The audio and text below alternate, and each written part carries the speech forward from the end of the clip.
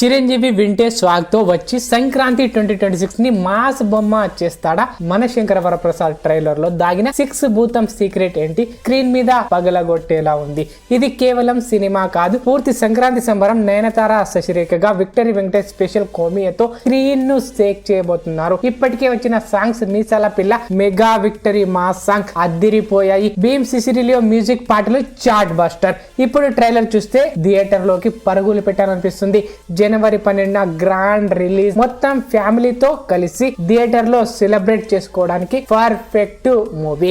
ఇది సంక్రాంతి 2026 కి biggest black buster అవుతుంది అనడంలో డౌట్ లేదు. Chiru comedy timing, Venky mass song, family vibe తో బాక్స్ ఆఫీస్ ఇలా చేయబోతుంది. ట్రైలర్ గురించి నా అభిప్రాయం, ఇది Simhadri level mass. Fans screen పైన ఎప్పుడు చూద్దామని ఫీల్ అవుతున్నారు. కొందరు ఓల్డ్ స్టైల్ కామెడీ అంటున్నారు, కానీ అదే చిరు మ్యాజిక్.